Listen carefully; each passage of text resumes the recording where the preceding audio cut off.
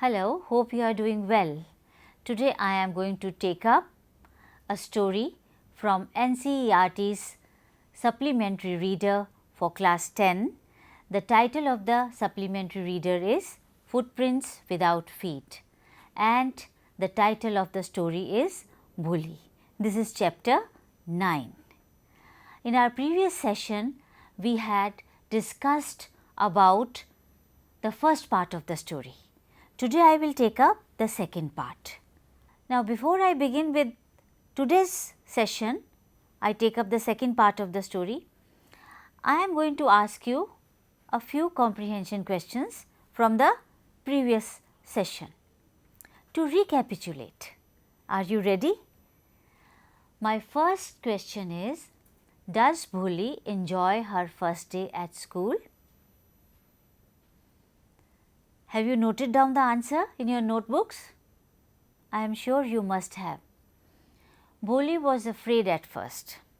Yes, of course, we all know that. She had many apprehensions. She even wept when her teacher asked her the name.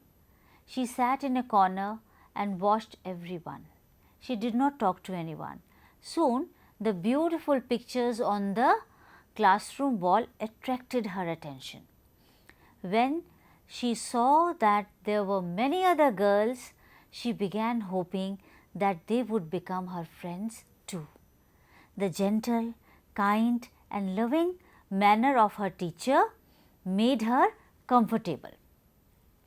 She grew hopeful and began looking forward to her new life by the time the first day ended. Thus, although initially she did not enjoy it, but by the time she went home, she had liked her school. Okay, and the next question is, does she find her teacher different from the people at home? Though we are not told directly, but let us see. Bholi had been a neglected child at home. She was never bathed, nor her clothes washed. She was criticized and everyone made fun of her, but she found her teacher to be entirely different. Her teacher did not make fun of her ugliness and her stammering. Rather, she encouraged her tenderly. Her affection deeply touched Bholi's heart. So, this was in the first part. Let's begin with this part now. Open your books on page 58. I am going to discuss this part with you. The years passed. The village became a small town. Naturally, every village grows. The little primary school became a high school. Isn't it good for her Bholi? Otherwise, her father would not have sent her to the city to complete her education. There were now a cinema under a tin shed and a cotton ginning mill. The mail train began to stop at the railway station. One night after dinner, Ramlal told his wife that he was going to accept Bishambar's proposal for their daughter Bholi. His wife said, Bholi will be lucky to get such a well-to-do bridegroom.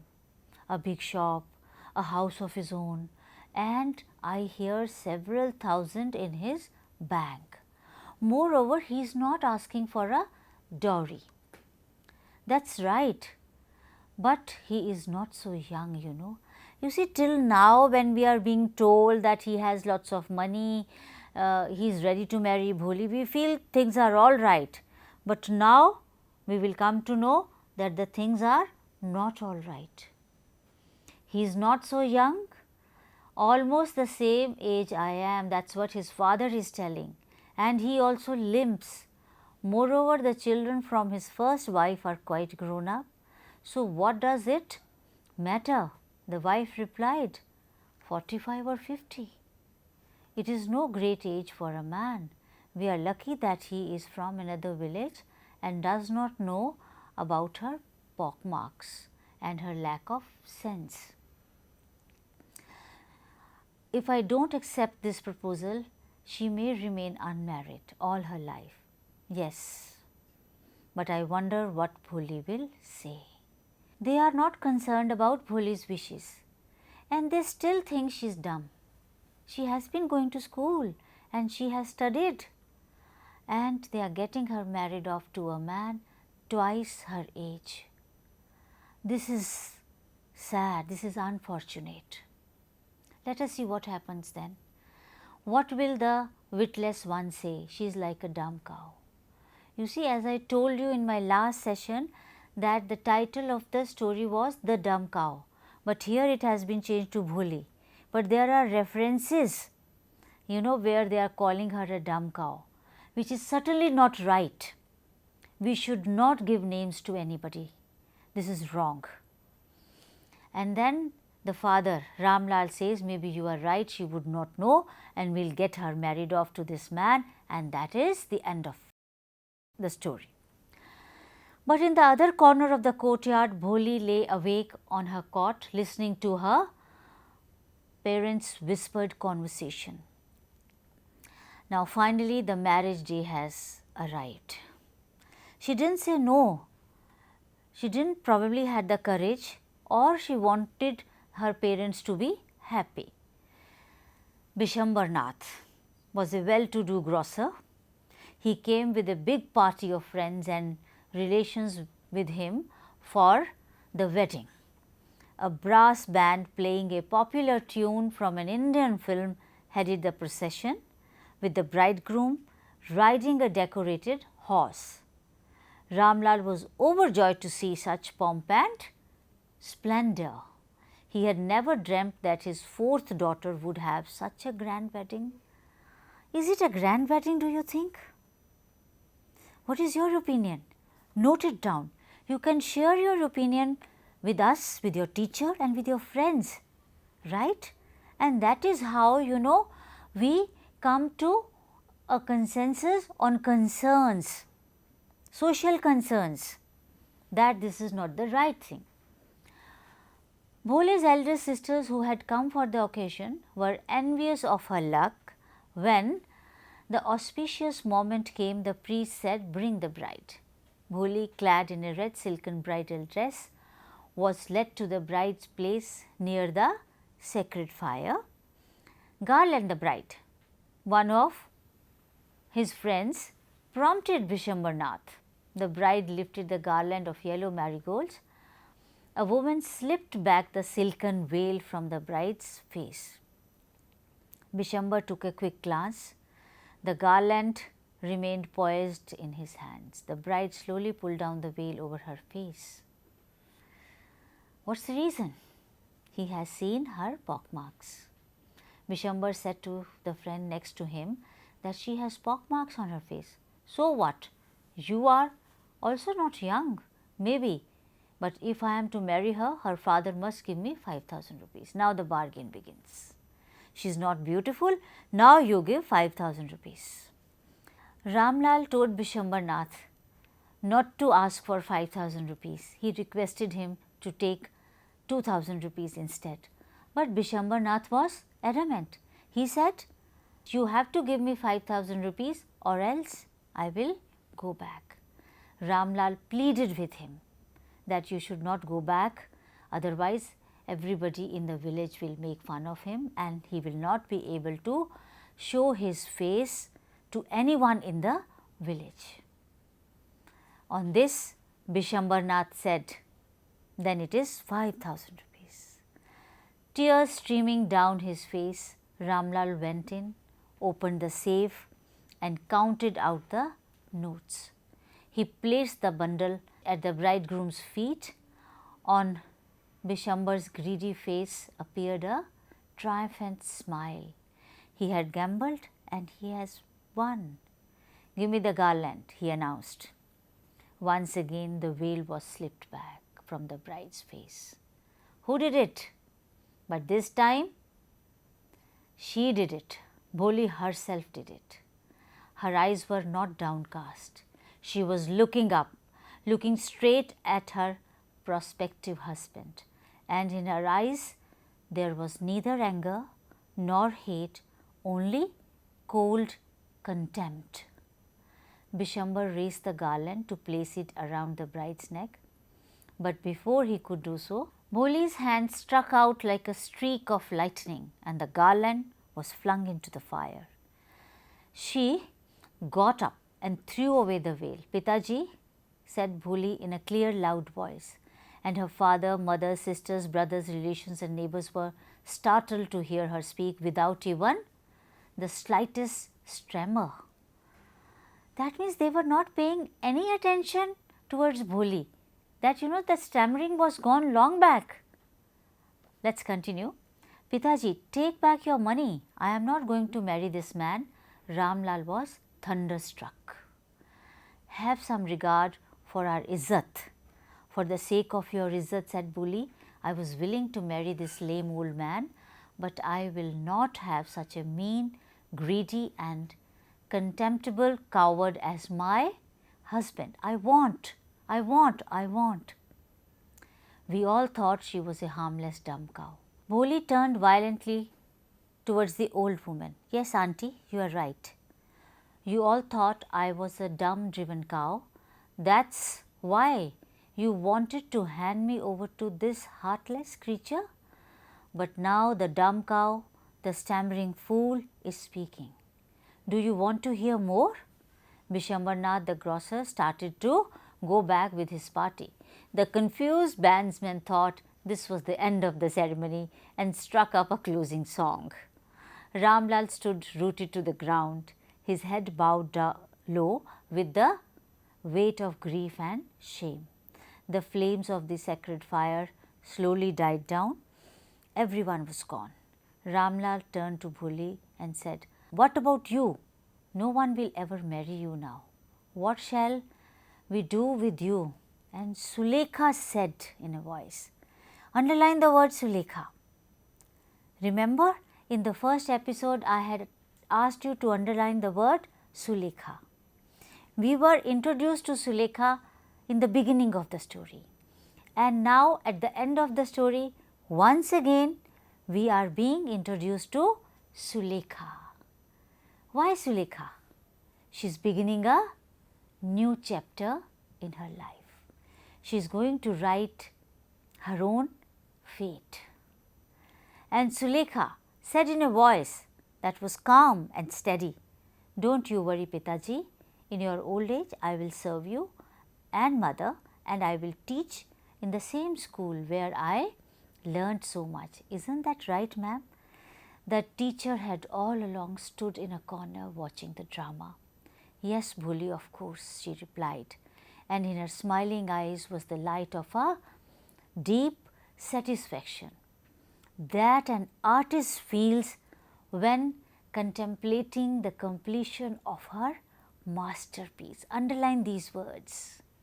See, A.K. Abbas was an artist himself. He was a writer, but he was associated with the film world, art world, and that is the feeling he must have got when he concluded the story, a masterpiece. With this, we have come to the end of the story, and now we will discuss a few questions. My first question is, why do Bholi's parents accept Bishambar's marriage proposal? Note down your points. Their reasons were very insignificant, I would say. Bholi's parents accepted Bishambar's marriage proposal as he was a well-to-do grocer and had not asked for any dowry. They also believed that Bholi was too pockmarked and simple-minded so that she would not get a suitable match anyway. So that is no reason to get the girl married off to a person. This is the wrong reason actually, right? Next question, why does the marriage not take place? Bholi first agreed to the unequal match. Yes, it was an unequal match. He was 45 or 50 years old and Bholi was just, I think, 20 or 18 years old. But during the wedding, Bishambar asked for a dowry of 5,000 rupees because he saw Bholi's pockmarked face. Ramlal was forced to pay Bishambar money because he had stalled the wedding, but Bholi refused to marry the greedy man. She asserted her rights and dignity. Thus, the marriage party was turned away. Let us discuss a few more questions now. Now, these are global questions, right? Bholi had many apprehensions about going to school. What made her feel that she was going to a better place than her? You see, this description is not given in the text. We have to infer. Why does she feel that way? The day she had to go to school, her parents were forced to dress her nicely. That's the first thing. She was bathed and her hair was properly done. Until then, she was not being taken care of. The special treatment she received made her feel that she was going to a better place. Next question. How did Bholi's teacher play an important role in changing the course of her life? Her teacher did play an important role, yes, right from the beginning, from stammering to confidence. Bholi stammered and was an underconfident child for various reasons. We know the reasons. We need not, repeat one after the other. You know them all, you can write. Her teacher treated her kindly and encouraged her to have confidence and be bold. She taught her to read and write and made her an independent girl who was aware of her rights. Thus, she changed her life. My next question is, why did Bholi at first agree to an unequal match? Why did she later reject the marriage? What does this tell us about her? Bholi agreed to the match at first in order to fulfill her parents' wishes. Later on, she rejected the marriage when the bridegroom asked for dowry. She couldn't stand that. This tells us that Bholi was not a timid or a dumb girl. She was aware of her rights. She also knew how to fight for her own dignity and feared no one. And that is what is required for all of us, for all the girls. Next question. Bholi's real name is Sulekha. We are told this right at the beginning, but only in the last but one paragraph of the story is Bholi called Sulekha again. Why do you think she is called Sulekha at that point in the story? The word Bholi means a naive or a simpleton, but by the end she grew confident and stood up for her rights. This indicates that she was going to start a new chapter in her life. She is going to write her own destiny, Sulekha. After her education, Bholi had really transformed into Sulekha, and her assertion at the time of her marriage is her announcement to the world that she is no more a Bholi, but she is Sulekha. The word Sulekha stands for being a literate, intelligent and mature individual in the story. Now, some more global questions for you. Bholi's teacher helped her overcome social barriers by encouraging and motivating her. How do you think you can contribute towards changing the social attitudes illustrated in this story? I think we all can contribute in our own ways. We must not discriminate between different genders. All should be given equal rights and opportunities to grow, to study, to work. We must also learn to respect those who are differently abled, and we should treat them at par, right? Next question. Should girls be aware of their rights and assert themselves? Should girls and boys have the same rights, duties and privileges? What are some of the ways in which society treats them differently? When we speak of human rights, do we differentiate between girls' rights and boys' rights? No, we certainly don't do that. All are equal in the eyes of law, but society treats them differently. And we need to check that. We have observed that parents spend more on a boy's education than that of a girl, though things are changing now. Awareness is coming. right? But a lot more needs to be done. Therefore, Government of India is still having posters like this, Beti Bachao, Beti Padhao, educate the girl child. Therefore, they wanted to bring this awareness among everyone. A girl is just trained to be a wife and mother. Boys have special privileges in matters of food also, career and freedom. But things are changing, though gradually. Girls must be aware of their rights. To exercise them, they must utilize their education to preserve their self-reliance and dignity. They must be ready to demand their due and even fight for it if the need arises. Now, the next question, are you ready? Why does the teacher have a smile of deep satisfaction on her face at the end of the story, Bholi? Teacher is very happy. Why is she happy? She did not say anything. She was happy that education has shown its results.